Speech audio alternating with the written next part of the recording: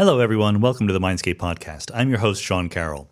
And I don't know about you, but most people I know think of themselves as good people, as the good guys in the cosmic struggle between good and evil. Most of us think that we're trying to be good, right? I mean, this is a flaw in many movie villain scenarios, is that they're Dr. Evil types. They're trying to be evil, whereas most people don't think of themselves as evil. People think of themselves as good, and yet they end up disagreeing about what it means to be good and how one should act if one is good.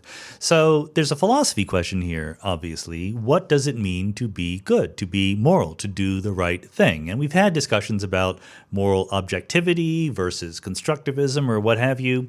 There's also a psychological and neuroscientific question about why people want to be good and what is happening in them psychologically when they think they are being good.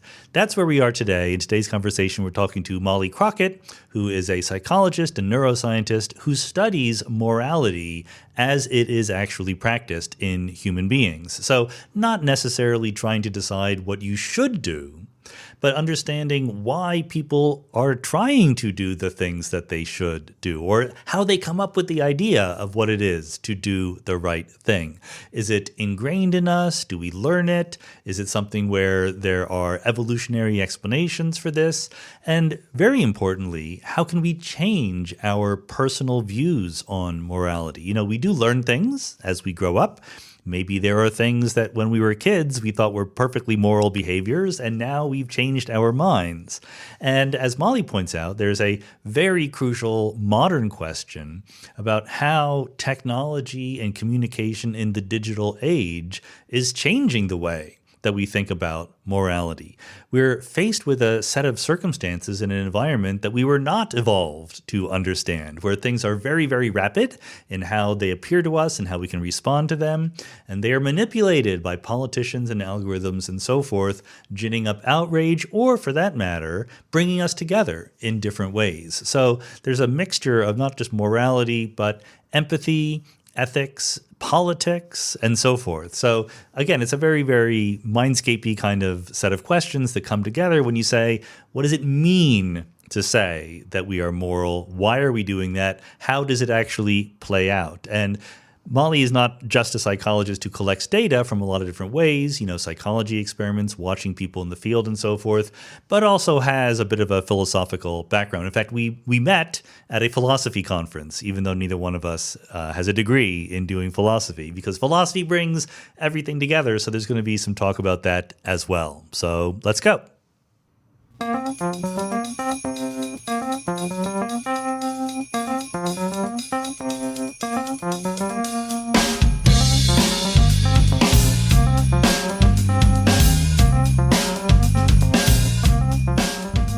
Molly Crockett, welcome to the Mindscape podcast. Thank you. It's a pleasure to be here. So you think about morality, but rather than the philosophers we sometimes talk to, you're mostly a psychologist. I know that you hang with philosophers. That's okay. That's good. But so therefore, I would presume that you're more interested in how we reason morally as a matter of fact, rather than how we should reason. Like, what is the ultimate true theory of what is right and wrong? I mean, I'm interested in both, and I think that ideally the work can find how the data can inform the theory and vice versa. But yeah, I think that mostly I'm in the business of the description as opposed to prescription. And so how does it work, it boots on the ground, as it were? Are you experimenting? Are you going into people's brains? Are you giving them psychology tests? We use a lot of different methods in our research, ranging from asking people to read about hypothetical scenarios and make judgments about them, to experiments where people are making real decisions that have material consequences for themselves and other people, to naturalistic observation studies on the internet, like how people express moral outrage on Twitter, to going into the field and looking at how people's moral cognition changes at festivals like Burning Man and other types of transformative experiences. So really the whole range. Okay, I mean, you have to give us a little bit of a hint about how people's moral judgments change if they're at Burning Man than if they're at home. Well, in that line of work, we have been interested in a phenomenon we call moral expansion, which is about, the orientation of morality. Is it directed towards your near and dear, or is it expanded to encompass all of humanity? And what we find is that with every passing day that people spend at an event like Burning Man, the more they feel transformed and the more expanded their moral circle is to encompass, everyone. Wow, that's actually very interesting. And is that, do we attribute that to the sort of common feeling of being in the group at some kind of festival? Or is it more there's certain substances one imbibes in these instances that change how you think? We don't have a very precise answer yet. And of course, there are any number of factors that can contribute to moral expansion at multi-day mass gatherings like Burning Man that we've studied. The sociologist Emile Durkheim coined the term collective effervescence to describe the feelings of, really joyful, exuberant, expansive connection that we feel when we come together in large groups for a common purpose. And we think that has to be part of it. It is true that people do consume mind-altering substances at Burning Man and other mass gatherings like this, but not as much as you might think, in fact. And in our studies, we really carefully controlled for the substances that people reported using. And what we find is that, yes, as you would expect, people are more likely to report having a transformative experience after recently using psychedelic substances over and above any type of substance use. We find that the more time people spend at these collective gathering events, they feel transformed and positive emotions and so on. We should mention, because you're using the phrase transformative experience, that we did a podcast interview with Lori Paul back in the day. So anyone who wants to really dig into the philosophy of that can check that out. And but I like what you're saying here, even though this is not at all what I planned to get into first. But we have this feeling, I guess, that there's a mob mentality that can take over, and usually that has negative connotations. So in some sense, you're giving us the positive side of that communal feeling that we can get. Yeah, and I think that what we can learn when we take together our research and other similar research on the positive effects of mass gatherings, as well as the dark side of mass gatherings, ranging from, mobs, as you say, to, Nazi rallies in the Third Reich, to more recent rallies on the right that we've seen in the US. We are story creatures. We are really, really responsive to the narratives that we tell ourselves and others about human nature. And I think of mass gatherings as amplifiers. So whatever the story that's being told, the culture of a mass gathering in terms of how we treat each other, what is our view of humanity? Is it basically good? Is it basically evil? Whatever that story is being promoted, the mass gathering is going to amplify it. And that builds a culture that is going to profoundly shape people's thoughts, feelings, and behaviors. That's a very interesting point. We also recently had Michael Tomasello on the podcast. And of course, he pushes this idea that the social abilities of human beings is really what sets them apart, or enables all the other things that set us apart. And I guess morality is part of that. I'm guessing, what do I know? I'm a physicist, but we can feel connected to other human beings in special ways due to those social capacities. Absolutely. And okay, with that on the table, that was very interesting. I just couldn't help but ask. But let's back up and be a little bit more basic. What do we mean when we talk about morality? Do we even agree on what that's supposed to mean? Oh, no.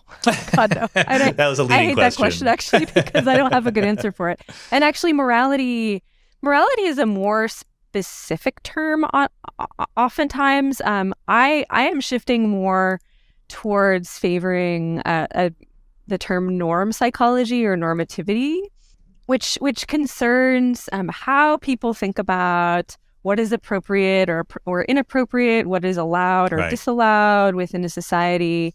And of course, these are all social constructions. We know from research on sort of the continuity between social cognition in animals and what we have as humans, which, Michael Tomasello is one of the leading scholars on that there are, like, you can trace a line between sort of what you might call moral sentiments in humans and things like empathy, care, and concern in other mammals. But aside from those really, really basic domain general building blocks of normativity or morality, there's tremendous variation within and across cultures in terms of like how we think about what is right and wrong, how we talk about it, how we enforce it, how we learn. And so I'm really, really interested increasingly in that social construction, that cultural side of norms, and where do they come from, and do we have control over them? And crucially, how is technology changing the way that we think about right and wrong, the way that we enforce moral norms on other people and internalize those to regulate our own behavior? That's good, because we're going to answer all of those questions in the next hour. So I'm glad that, that you have raised them. But it's a very good point to switch from sort of morality talk to norm talk, because morality talk does kind of presume we know what is moral and what is not. And people disagree about that. I mean, is the disagreement, I guess, where does it all start in development when we're kids? Are we born somewhat moral creatures, or at least with something we would recognize as norms, or are those taught to us? I mean, there's still a lot of debate about this. We are born with a capacity to learn, particularly to learn in a social sense. So learn through observation and learn from social feedback. So, if you ask scholars of human nature, like, what is most distinctive about humans, it's not necessarily morality or norms, but rather our unbelievable capacity to learn socially, and not just to learn and adapt within our lifetime, but to transmit through culture knowledge from generation to generation.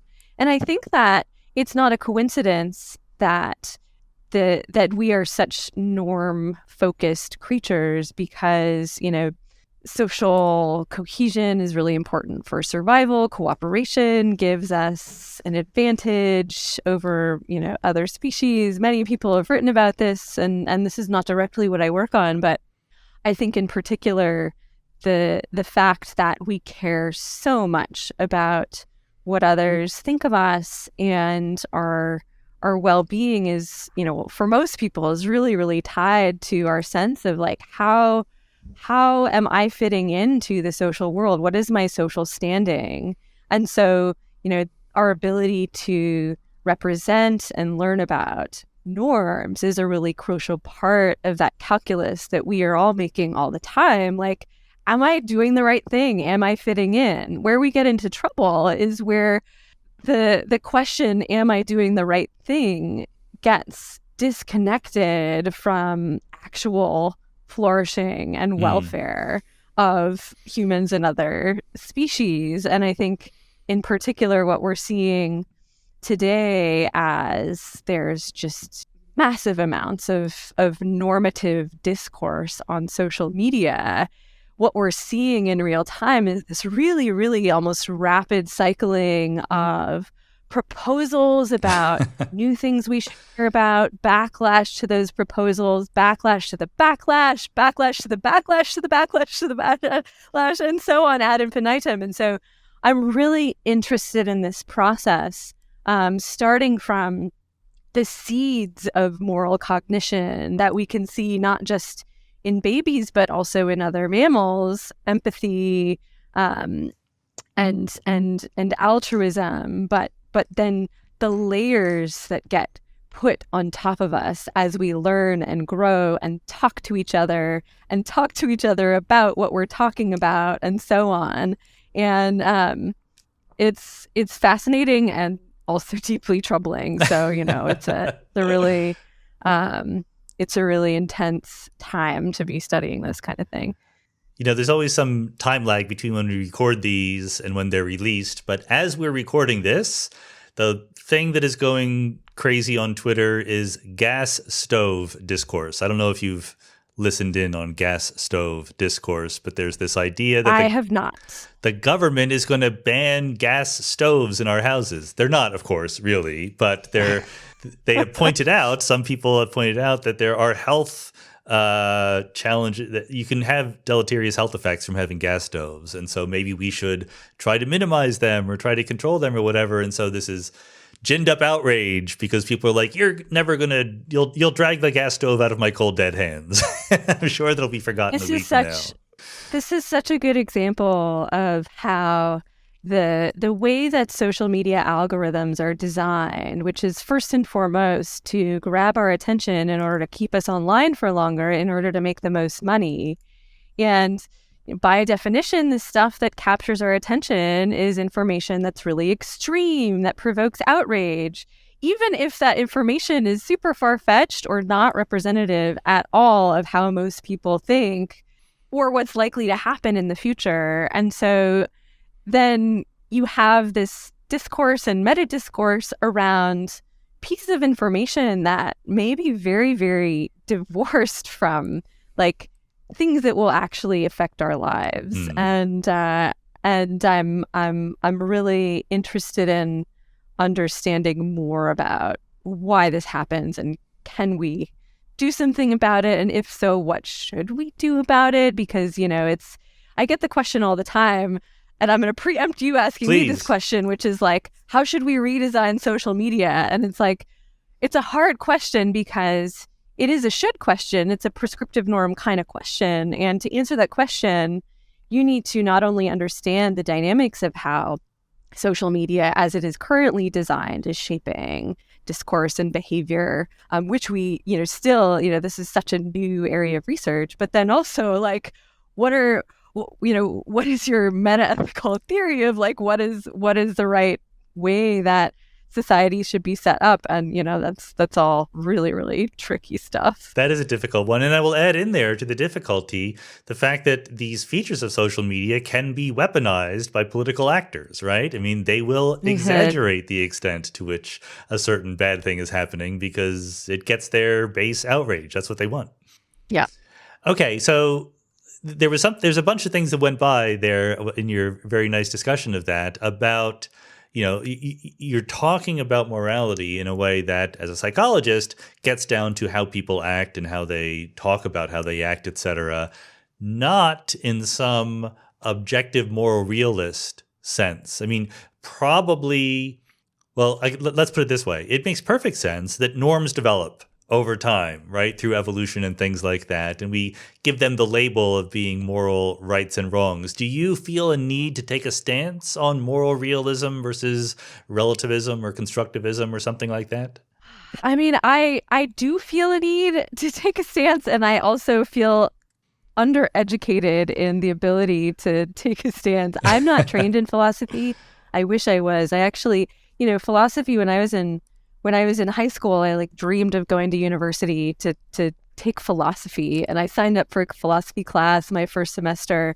I think it was a philosophy of mind class. I don't remember who the professor was. I went the first day and I was like, what is this? Like, I want something real to grasp onto. Where is the data? And so I majored in psychology and neuroscience and have been really at home in those fields, but increasingly gravitating towards questions around morality and normativity. And as my career has progressed, I have come to increasingly identify as a philosopher. And I think I'm reading as much philosophy now as I'm reading psychology and neuroscience, and I just find it really, really rich and helpful. And so, one of my sort of like to-do items that I hope to have time for at some point is to like audit a moral philosophy course or seminar, because I really like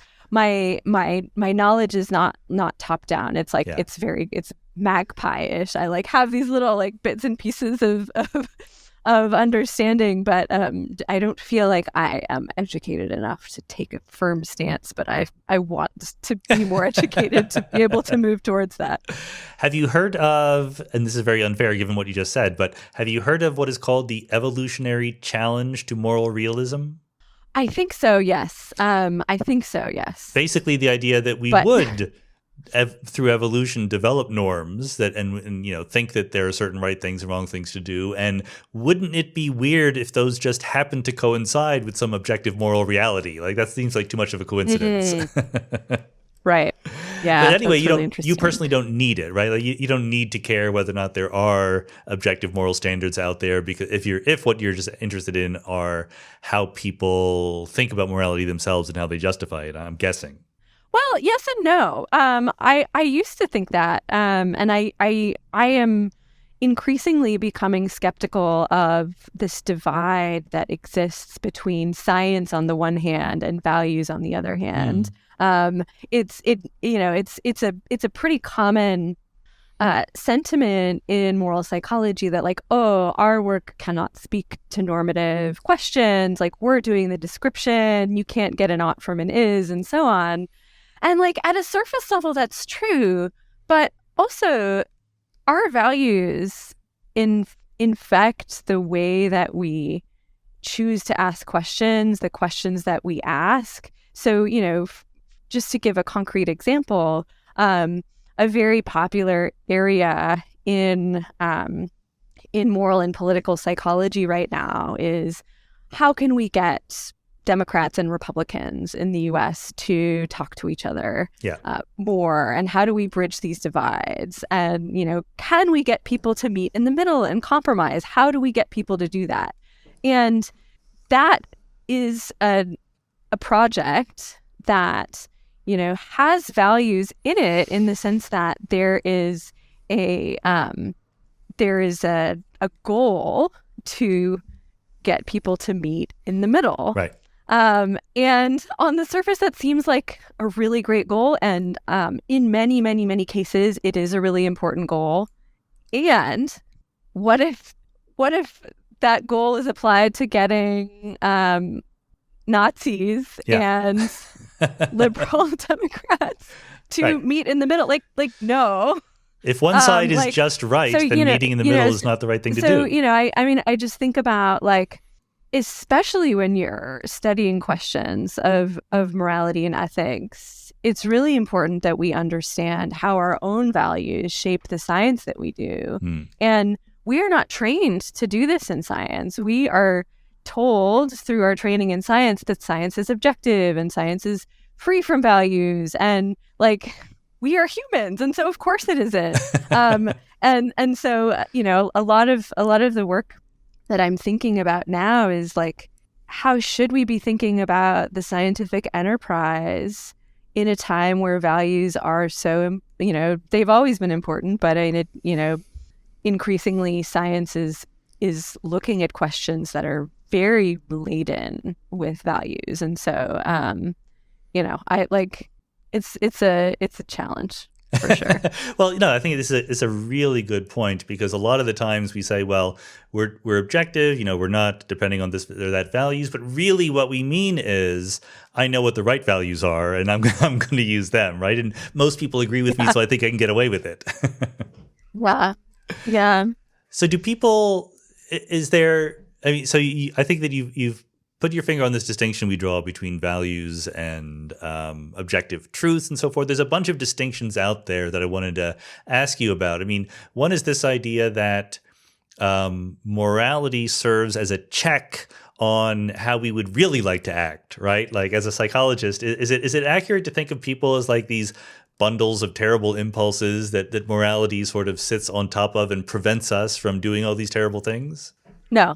Okay. That's an easy answer. And, that's not to say that we are, fundamentally angelic either. What we are fundamentally is social learners. And the beliefs that we have about other people, our group, our culture really impact the way that we comport ourselves intentionally and deliberately, which is, on top of or in concert with basic instincts that we have, which include a basic instinct towards empathy and altruism. And so, there's some really beautiful work by my colleagues, Julia Marshall and Paul Bloom. And this goes back to the sort of universalism versus more parochial morality. And if you look at very, very young children versus older children versus adults, and how people show favoritism in terms of thinking there's an obligation to help family and friends more than strangers, that's something that develops with age. So very, very, very young children think you are equally obligated to help a stranger versus a friend or family member in need. But it's this favoritism towards people who are more close to us isn't something we're born with. It's something that we learn from our culture. And so that's just one of many examples of like, there is a basic goodness that people have. We learn through interacting with others and from our culture that, there are other ways of being. But this myth of selfishness, this idea that, Homo economicus, like people are basically selfish, everything can be explained in terms of self-interest. This is a narrative that is not grounded in science, and I will add is like very convenient for capitalism.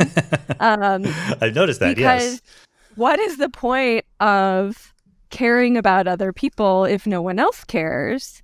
And it's really easy to fall into these self-serving narratives about human nature, and I worry about the broader implications of those narratives. Like, what if we're telling stories about human nature that A, are like oversimplified and not really grounded in scientific data, and B, create self-fulfilling prophecies where it's like, oh, everyone is selfish, so like there's no point in me like wasting my time to join a movement or demand better treatment for people who are less well off than me, and so on. Well, I have absolutely heard and familiar with the idea that we're not inherently selfish. Like that's pretty clear. We have selfish impulses. We also have altruistic impulses. But I think that your claim that, or your idea, maybe, I don't know how much of it is your work and how much you were quoting other people, but our sort of sphere of caring shrinks a little bit as we learn and age. I mean, Peter Singer talks about the expanding circle. As we get smarter, we care about more people.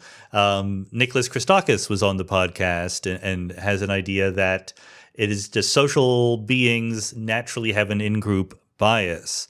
But you're saying that, I mean, how dramatic is this claim? Is there no in-group bias when we're born? Is that all given to us by culture, or is that something we don't know? So that I'm glad you asked, because I think there's a nuance here that's really important. The work that I'm referencing, I think, is concerning sort of how people feel about social obligations towards close versus distant others, like within a group. There is also separately an in-group bias that is naturally that seems to be like pretty universal and is detectable from a young age. And so I think that the puzzle or the challenge, as we are in a global society where the challenges that we face, pandemics, climate change, etc., like are global in nature. Like, how do we conceive of humanity as a giant in-group? And that is a challenge. And I guess this leads right into something I also wanted to ask, which is how much do our moral impulses, I don't even know what to call them, moral inclinations, impulses, intuitions, not quite, our sort of formal philosophy class moral systems, but our feelings, how much do they change over time, and how much can we change them intentionally by thinking, oh, that my morality was wrong, I got to change it? Great question. And I think there are a lot of different directions we could go in answering it. So the short answer is that I think we come with a sort of a basic toolkit of moral sentiments like empathy, vicarious joy, an attunement to the pleasures and pains of other people.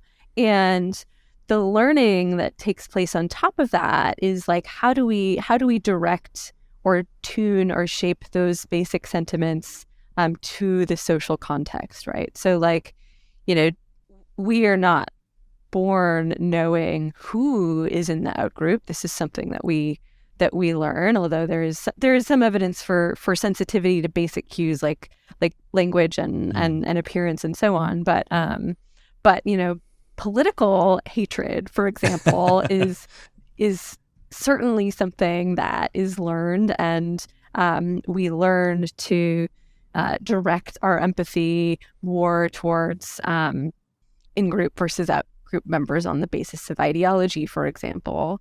And I do think that there is scope for changing the cognitive mechanisms of normativity, of morality, like on a cultural scale. And I think that two mechanisms through which this would work, or two channels, might be what we could call representation and reinforcement learning. So representation, right? Like we are conformists in the sense that like we learn through observation. When other people are doing stuff, we also feel inclined to do stuff. And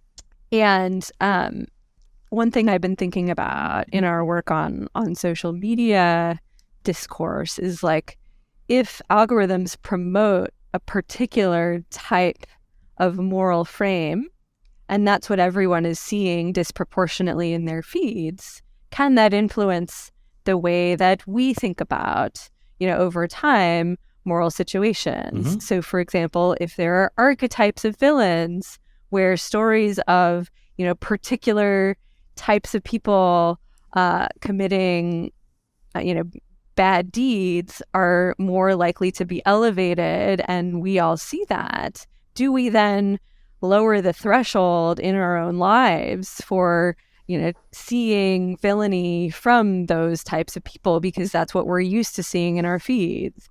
And the reinforcement learning side is like, to the extent that we participate in that discourse and then the algorithms reward us for that, that form of discourse, like outrage, the more outrage we express, the more likes and retweets we get. And also, of course, the algorithms are learning to show the content that we post to the audiences that are most likely to comment on it.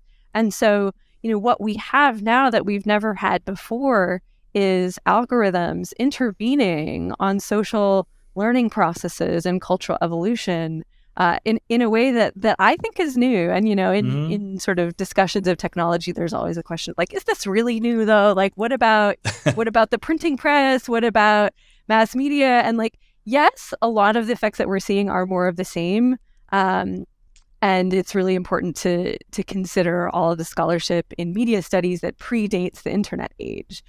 And I think that what is happening now with algorithmic intervention on the discourse that we are having with one another is something that's new and is something that I worry about, because if you have an algorithm designed to make money for tech companies that is rewarding certain types of expressions, that's rewarding certain types of stories that we tell about right and wrong in our culture, then it seems obvious that through reinforcement learning, which is a really basic process that like even sea slugs have, like we're going to change our behavior over time. And from generation to generation, like what is it that we are teaching new generations about how to think about right versus wrong?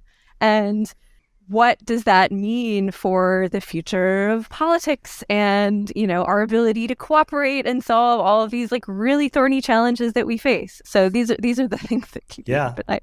And even maybe this is just too obvious, but even just the speed of the interactions, right? I mean, when I put a tweet up, within half an hour, I know what the reaction is. When I write a book, it's going to be months. This is very frustrating. Yeah. Yeah. And the speed is a really, really interesting aspect of it. And I think that the speed has contributed to two things that are in opposition to one another. On the one hand, you have a rapid cycling of, what you might call moral learning or moral evolution, where someone identifies a harm that hasn't been identified before. Maybe it's gas stoves, maybe it's something else. And then there's discourse about it. And if that were taking place over a typical, like a pre-internet age timescale, like there would be time to sort of digest and reflect, and what we have now instead is like, whoa, what is happening? Like, it's really important to me to not be a shitty person and to know how to avoid harming others. And there's this constant bombardment of new things that we need to know about. And I think that one reaction is just, this is illegitimate. I think there is a backlash that comes from the speed, because we are used to, social or moral progress or change happening over a course of decades. And what we are seeing now is a much, much faster timescale.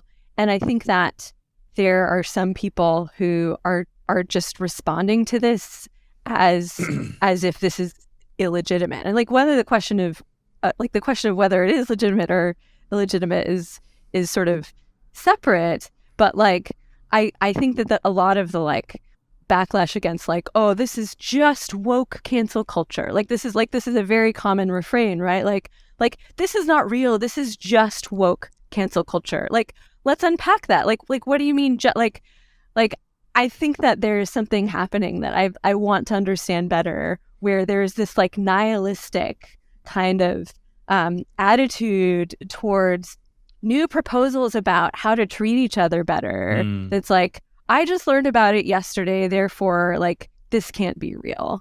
And I think that's really interesting, question to ponder. Yeah, the speed and the algorithms, these are two things working in concert in the social media world that are things that we did not evolve to understand and deal with very well, right? So it will be interesting to see where we go forward.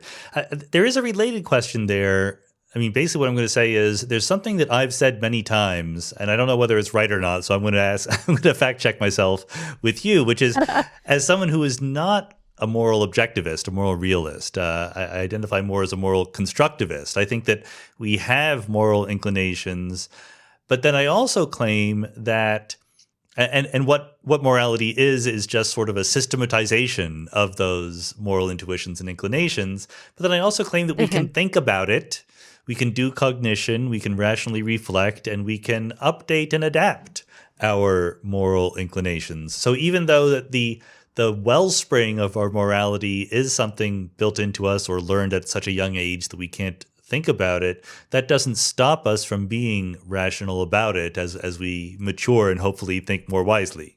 Yeah, I think that is reasonable. I think that the project of cognitive science is really to understand, like, what are the constraints on reasoning and learning that can align or disalign a goal to, progress. And, how you define that is tricky and it's broad. But I think a lot of times we think we're reasoning when actually it's motivated, right? So, how do you separate the process that I think most people have, which is like, I want to learn and I want to act in a way that is, compatible with my own flourishing and the flourishing of people I care about, and also, the world in general. Like, how does that goal get shaped in ways that we can't see by systems of power that trace back generations and act invisibly and act in ways that are in many ways designed for us not to see them, right? So like, I think a lot about how our whole moral cognitive apparatus seems to be really set up to identify victims and villains. And all of the research in moral psychology is about how we judge the rightness or wrongness of individual actions. And all of the stories that we consume in the media about wrongdoing are pretty much like, here's a bad person who did a bad thing and is bad, and this is, they should be punished and so on. But like, what about systems? What about systems that constrain people's choices such that they can't help but act in ways that cause harm to themselves and others? Like, how do you blame a system? Like, we are not, like, our minds are not really designed, I think. Design is the wrong word, but like we don't really we don't have a good like conceptual system for doing that. But like, it seems increasingly, and I think the pandemic is a really good example of this. There was an article by Ezra Klein that came out, I think, sometime in the first year of the pandemic, that really influenced me. The title of the article was "There Are No Good Choices," and like, within psychology, we had been talking a lot about like, how do we get people to social distance more? How do we get people to like wear masks? How do we get people to, individually behave in ways that can like not infect other people and prolong the pandemic? And it was this very individualistic focus of like, individuals are bad if they don't wear masks and if they don't socially distance. But like, that's totally ignoring the fact that like, our society was not set up to deal with a pandemic, and our governments did not give us any good choices to live our lives during this phase. And so like, I think a lot of the questions that we focus on disproportionately in moral psychology and in ethics are like a red herring. Like, a lot of this is not about individuals, it's about systems. And so like, how can we think more about that integration? It's a fascinating point, because it's parallel to the discourse about effective altruism. We had Will McCaskill on the podcast, and my initial attitude is, well, if I'm going to be an altruist, I would rather be an effective one than an ineffective one, right? Like, that just seems to make sense. But I do feel the strength of a critique that says they're putting all of their emphasis on, charitable donations and individual good actions and things like that. And even if you agree with it, it is distracting or covering up the much more severe systematic problems that we might imagine dealing with. Yep.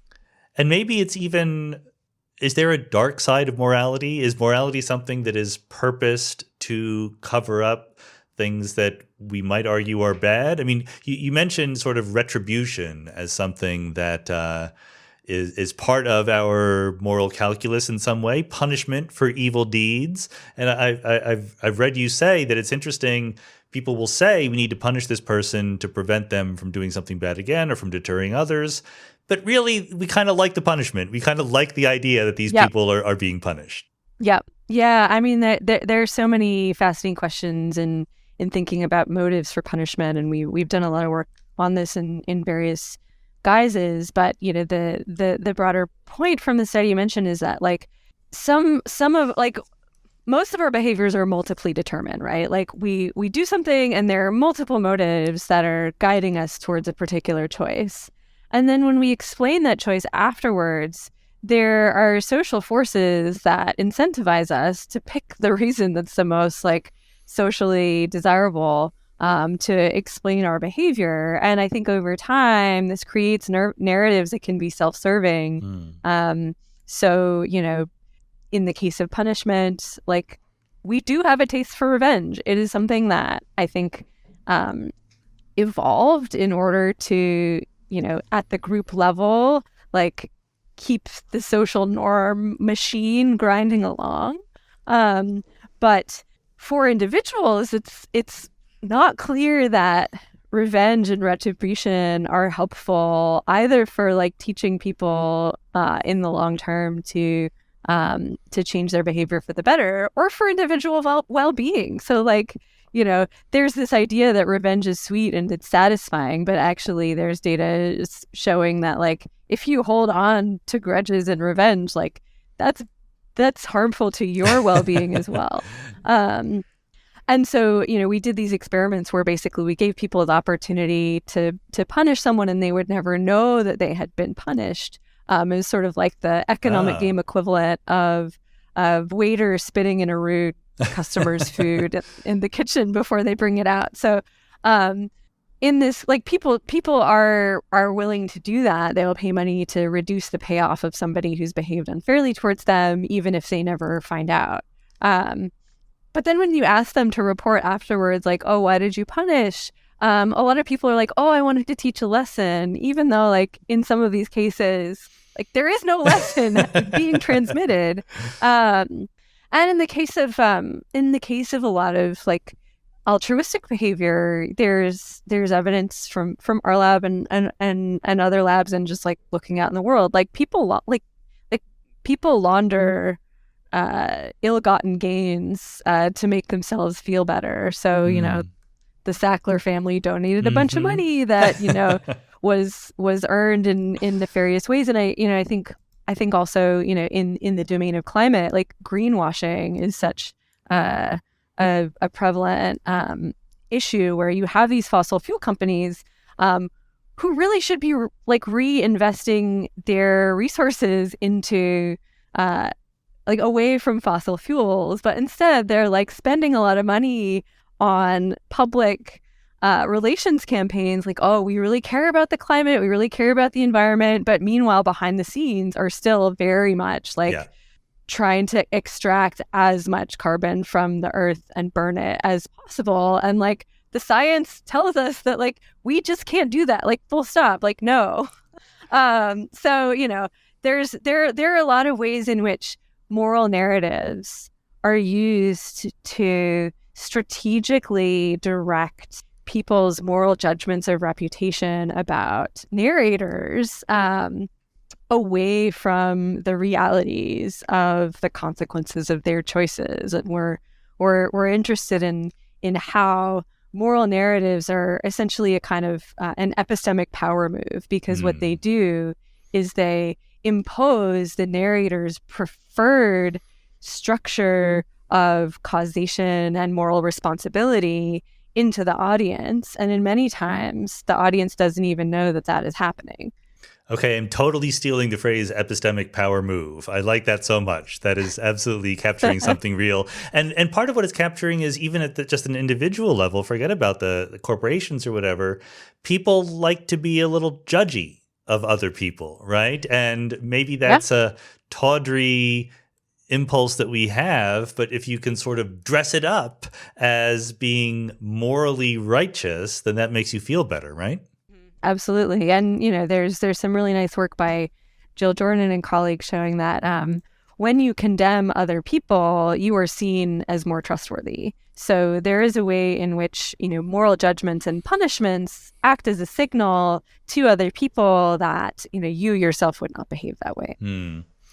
Okay, I can't believe that we've gotten this far into the podcast without mentioning the words deontology and consequentialism, right? Like these are the first words I always say when we talk about morality. We had Josh Green on the podcast, and he has this idea that basically intuitively we're deontologists, right? There are rules that we think govern right and wrong behavior, but he says when you get smart and you become more cognitive and rational about it, you always become a consequentialist, and you think through the consequences of your actions. I find that a little bit hard to believe, a little bit too pat. I'm probably oversimplifying a very complex story here, but is there some way in which these categories of moral philosophy map onto the ways that we think about it? I think that question is hard to answer because, it's sort of a question that's begged by the design of the moral psychology literature. Up until fairly recently, the vast majority of research in moral psychology has been looking at how people reason about, utilitarian versus deontological approaches to moral dilemmas, largely thanks to Josh, who was a pioneer in this field. And he found this really, really tantalizing question that was very tractable to the existing methods in psychology and neuroscience. I have a slightly different view to Josh, which is that I think that there's good evidence to suggest that that deontological reasoning is highly rational in a social sense. In that deontological reasons and decisions are seen as more trustworthy by social partners. So, if you think about the demands of social relationships, especially close relationships, and the importance for the importance of relationships for our well-being and our ability to sort of function socially, most people don't want their spouse or their best friends to treat them just the same as any other person. And kind of the entire premise of close relationships is a kind of prioritization. And so what we find in our studies is that, especially when it comes to close relationship partners, people overwhelmingly prefer deontological reasoners over utilitarians. Now, that's slightly different when it comes to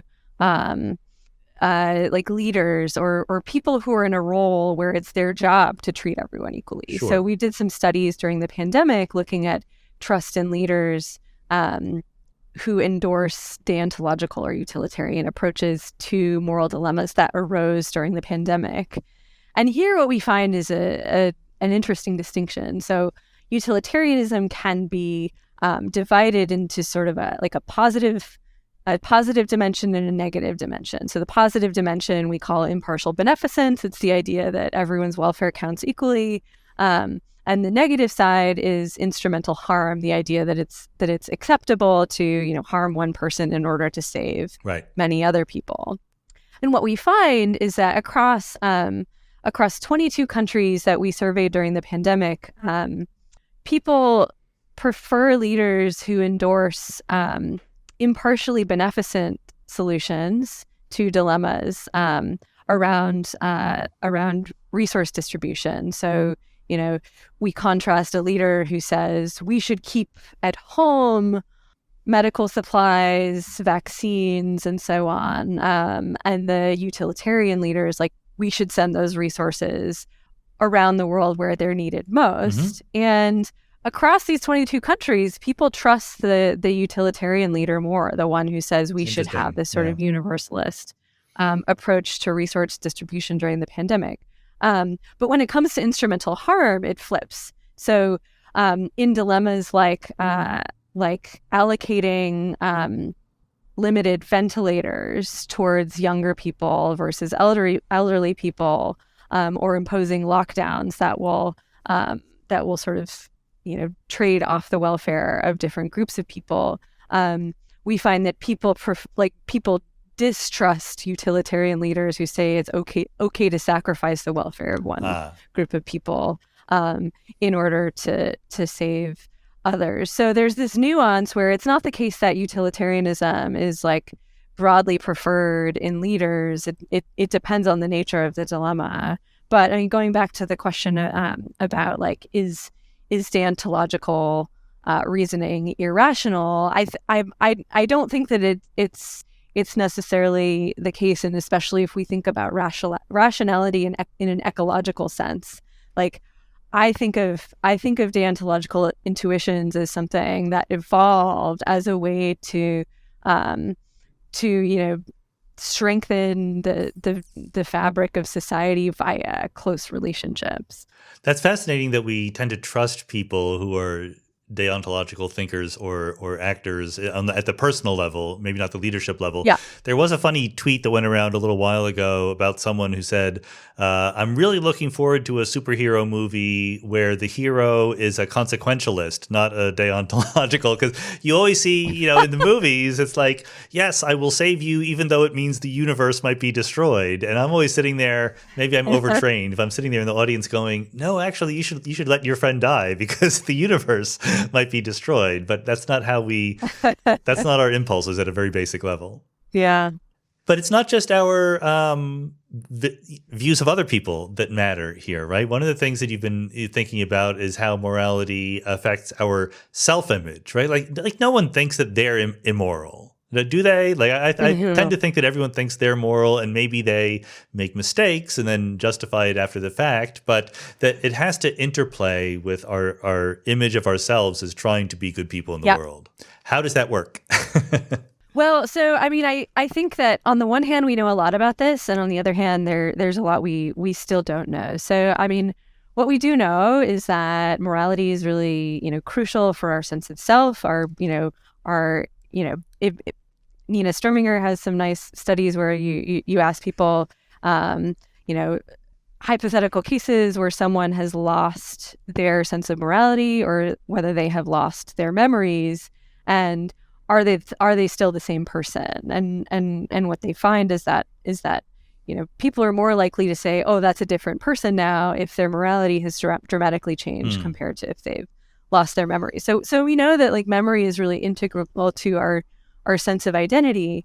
And as I was saying earlier in this discussion, like getting excluded from the group is deadly. In our ancestral environment, it was literally deadly. Like you couldn't survive without the group, and nowadays it's still deadly. Like depression and suicide and all sorts of health problems are associated with loneliness and social isolation, right? So like it is deeply, deeply important to be seen as moral by other people. Here's where I think that we are really stuck with how our culture talks and thinks about morality. We have this narrative template of like there are good guys and there are bad guys, and bad guys do bad stuff to good guys, and if you juxtapose, there are good guys and bad guys, and you must be one of the good guys. Like you can't be a bad, like you cannot. No one puts think of themselves yourself. in that like category. There's, we have so many defense mechanisms to prevent ourselves from thinking of ourselves as the bad guy. And suffering happens. Like shit happens, right? Yeah. So those three things are incompatible, because if I am never the bad guy and yet suffering is happening sometimes because of me, like how do we deal with that? So like I think that we're really we are epistemically under-resourced to solve conflicts in our society, both at the interpersonal level and at the societal level. And it doesn't have to be this way. And I'm Buddhist, and I have spent many years studying meditation and Buddhist philosophy. And there are alternative ways of thinking about the self and thinking about social responsibility. This goes back to what we were talking about earlier around like social structures, as opposed to individuals being responsible for bad outcomes. And so, I am really, really like early in this project, but I'm very excited to think about the implications of changing the way we view the structure of the self and moral responsibility for, interpersonal conflict and well-being and so on. Because I think that the nut that we need to crack, so to speak, is like this cycle that we're stuck in where like, oh, something bad happened, gotta find a villain. I'm not the villain, so you must be the villain. And that just is this vicious cycle that creates these intractable conflicts, both like in, close relationships, but then also, at, between social groups and in politics and so on. And so like, we have to find a way to loosen the grip of like the moral self and binary views of good guys and bad guys if we're going to solve these really, really complex problems that involve systems and a lot of suffering that like we all really want to trace to one person so we can blame them and punishment them and it will all be better. But like that's not actually necessarily going to solve the problem. And blaming the president for the price of gas, right? Like sometimes not only is it good guys and bad guys, but just the idea that there is a person to blame for things that happen is not always accurate. Exactly. And but okay, that's a big project to fix that. That sounds like something that is deeply embedded in human psychology. I mean, I was going to say, the ancients could at least rely on mischievous gods and spirits to blame for bad things that happened. But I mean, maybe that's a better system. Maybe we should go back to that. I don't know. Well, part of it is that we're not good at dealing with randomness either, right? Like some bad things happen. It's nobody's fault, not even the system's fault. Yeah. Is that something we can train ourselves to be better? I mean, if you're interested in the practical side of things as a psychologist, like how much do psychologists come up with ways that human beings can train themselves to be better at avoiding some of these mistakes? I mean, we should do more of it, I think. I think that the incentive structure of academia is tilted more towards coming up with your own pet theory and promoting it and getting lots of other people to believe in it than like actually solving problems. That's one of the flawed systems, yes. But education is I think the best tool we have. And I recently had the mind-boggling, like still can't really believe it happened, privilege to meet His Holiness the Dalai Lama at his residence in Dharamsala, and we talked about all this stuff, the challenges that we're facing, perpetual conflict, and why is it that we are so stuck in views of us versus them when really we are all in this together. And his one of his main agendas, it seemed from those few days, was like education is everything. Like we really need, with each new generation, there is an opportunity, again, because we are such prodigious social learners, and because culture, just as much, maybe even more than nature and nurture, is going to shape our behaviors and attitudes towards one another. And so with every new generation, there are opportunities to give people the tools and resources to think about themselves and others and problems in the world and morality in ways that might be better than what we have now. But the problem, of course, is that discourse is shaped by systems that are not optimizing for well-being. They're optimizing for profit. And so like, how do we break free of that? That's like, that is very, very thorny question. Probably need a sabbatical to really tackle that one comprehensively. But it also, there's a reflection of a problem we talked about at the very beginning of thinking of science as completely objective and so forth. I mean, I'm entirely on board with saying that education is good and there should be more of it. But there's education and there's education. Like, what are we educating people about? It's not just the existence of education, but our educational system doesn't always prioritize the kinds of things I think that you're pointing at that would help people navigate these situations. And it also doesn't get enough money in this country. Well, that's also true. Yeah.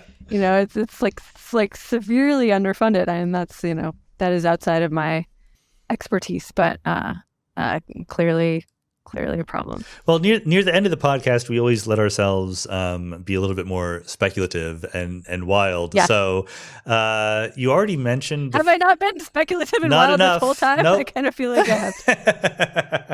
Well, you were... we glanced at this. I wanted to come back to it. The idea of psychoactive substances. I mean, you mentioned that an injury, a brain injury, can change a person's memory, but also their sense of morality.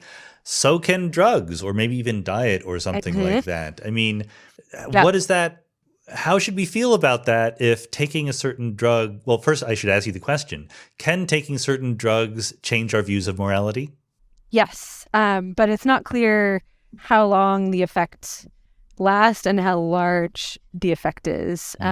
So, there are many lab experiments, some of which I have done, that show you can sort of shift around people's moral judgments and behaviors if you change their neurochemistry acutely. But of course, our neurochemistry is being affected all the time by things like stress and, like our diet, things out in the world. So, it's a moving target. I think there's an important distinction between like what these substances are doing to the brain in real time versus the type of knowledge you can gain, or like as Laurie Paul would say, like an epistemic transformation that can occur during an experience with a mind-altering substance, especially, psychedelics, I think are the prime example of this, where they can dissolve your sense of self. They can open up a really profound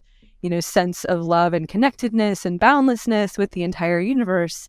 And many people who have this kind of experience report that it is epistemically transformative. It changes the way that you see yourself in relation to others. And then, following on from that, it's personally transformative in that, like, it can change your values. And so those effects are lasting well after the acute effects of the substance have worn off. And that's what I think is really exciting about the potentiality of psychedelic substances, is unlike other pharmacological treatments in psychology, like, or in psychiatry, like if you're depressed, you'll get prescribed an SSRI and you have to keep taking that drug indefinitely to, experience the effects, which, arguably, or maybe even not what they're cracked up to be. But like with a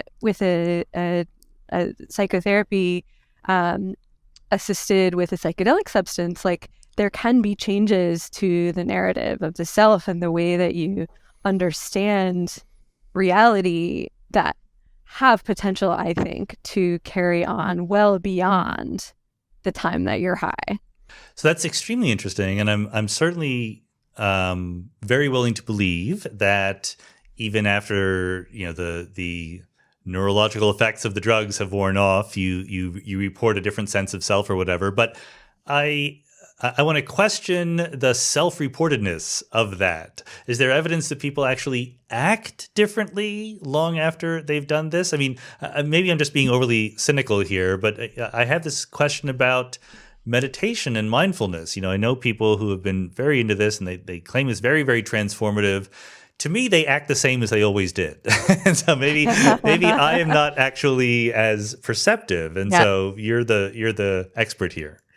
Yeah, so I mean, you're right that quite a lot of the research that has been done thus far on psychedelics and meditation and, attending mass gatherings like Burning Man, like a lot of that is relying on self-report. And a lot of the work that we are doing in the lab is bridging the self-report with behavioral measures that some people might take as more, valid or convincing. Mm-hmm. So there's less data on this, but so far the data does not seem to be dramatically divergent from self-report data. Although, like, it is much easier to say that you think you've changed than to actually demonstrate change. And what one new line of work where we're doing this is actually about the ability to introspect. So quite a lot of work suggests that meditation improves your ability to understand the inner workings of your mind. But the way that has been measured has been like self-report questionnaires, like, how well do you understand your own mind? And after people go through meditation training, they say better. But like, how do you verify that? And so in my lab, there are several folks who are working on developing more objective measures of introspective accuracy. So we have people make a series of decisions, and we can use computational models to extract the processes that they use to make those decisions. And then separately, we ask people to self-report, like, how did you make those decisions? Uh-huh. And then we can see how well those match up. So I think that it's a really exciting time in cognitive science because there are lots of new methodological avenues for verifying the link between self-report and behavior. And I think actually that self-report, I'm just going to come out and say it, I think that self-report is underrated. Okay, good. And I think that, it has been very popular in the behavioral sciences to not trust it. But I think that is an oversimplified view. And I think that we have data that will be coming out that calls that view into question. And I think the really interesting question is like how can we bridge the very, very rich reports that people can make about themselves and their understanding of the world with, what we might call more objective measures, but like understanding this relationship between subjectivity and objectivity is something that I'm really, really curious about. So at least tentatively, stay tuned. you are willing to believe that people who practice mindfulness or meditate are actually better at introspection than those who are not. We have not run those studies yet, Okay. but we are. But at least it fits planning. in with the fact that the idea that the self-reporting is somehow accurate, if that's true. Yeah, well, and also like the entire premise of clinical psychology is that, psychotherapy is helpful and that people are able to report on their thoughts and feelings and learn to reason about them and in particular learn to recognize when thought patterns are divorced from experience. So yeah, I think it's a really interesting set of questions. I guess maybe I'm spoiled by, or prejudiced maybe is a better word, by being very convinced that psychedelics and so forth can have great therapeutic effects and help with depression and PTSD.